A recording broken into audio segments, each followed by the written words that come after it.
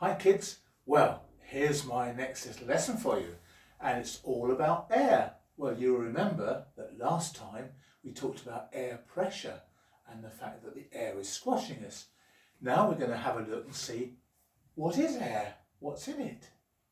Well, actually air is a mixture of gases. We can't see gases, they're all transparent. That means we can see through them. We can't see them at all.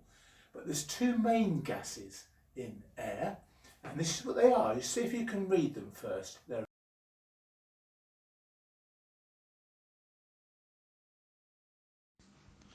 oxygen, oxygen, and the other gas is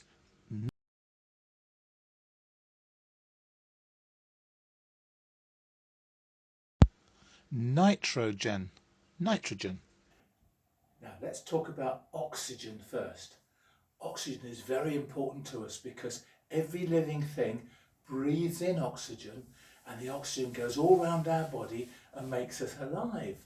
And so we need oxygen.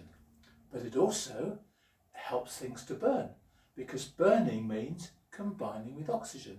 So come over here and I'm going to show you a little experiment to see if there's oxygen in the air. Okay, what I've got over here is one of those little candles that we see sometimes, and it's floating in a bowl of water. I've also got a glass. Okay, now this glass I'm going to actually first of all fill with air. There, it's completely full of air now. This, by the way, is something you could get your mummy and daddy to show you to see if it works, this experiment. Okay, you might see it better than on this video. Now let's just put the candle roughly in the middle. And what I'm going to do is put the glass upside down over it so that air is trapped inside the glass. And the flame is going to burn all the oxygen, and we'll see what happens. So let's just push it into the middle slightly, and ready with the glass, here it goes. There it goes. Now we're covering up the little candle, and look at the flame. Watch the flame, it's burning the oxygen. It's burning the oxygen. It's burning the oxygen, and it's used up all the oxygen. But look, the air pressure has pushed water in where there was oxygen before, and so the level of the water has gone up inside the glass.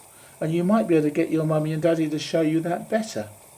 How much is air of the air is oxygen and how much is nitrogen? Well, with this full of air, about this much up to here is oxygen, and all the rest is nitrogen. And the nitrogen doesn't do anything except it stops everything from burning.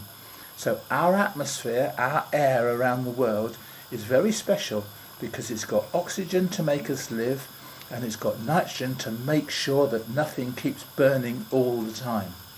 So oxygen and nitrogen are the main gases in the air, and there's tiny bits of other gases.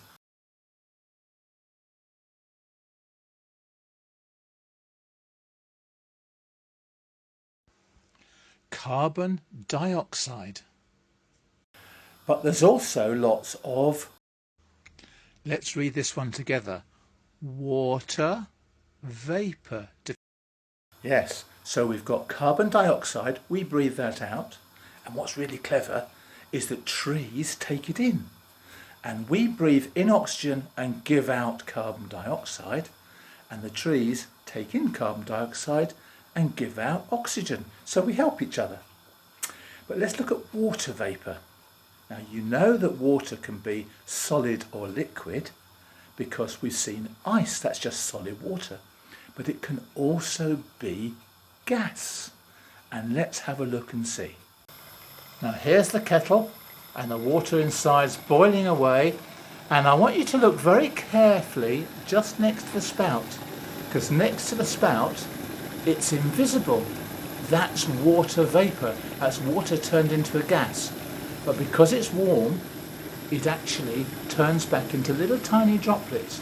So when we see what we call steam, that's really lots of little droplets of water.